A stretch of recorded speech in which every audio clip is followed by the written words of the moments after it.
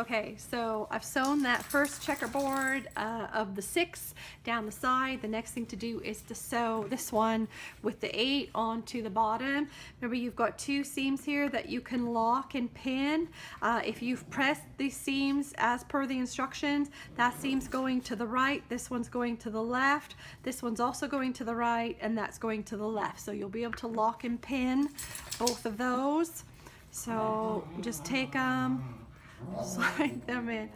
Sorry, that's my dogs in the background playing. Okay, so we lock and pin, lock and pin. So those are the only actual seam intersections that you have to worry about, but remember to put a pin way over here at this other end, because these should be the same length, so you want them to end up at the same point. And I would put, at the minimum, I would put another one at the other end, so you've got a pin at each end, but also this is quite a long distance here, so I would probably put at least 1, maybe even 2 more pins in there, just to sort of hold all that together while you sew. Okay, so here is the checkerboard all stitched onto the applique. Now the next thing that you're going to do is you're going to take the star unit that we've already made, and you're now going to sew that to the bottom of the checkerboard. And remember, you've got all these seams here to lock and pin.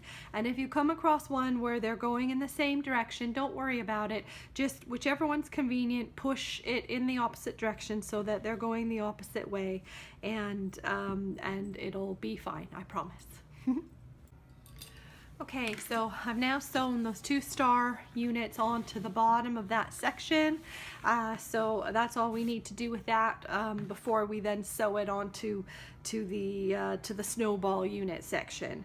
Now in this case, there were a couple of seams where they were going the same direction, so what I did was just flip one over, which you can see.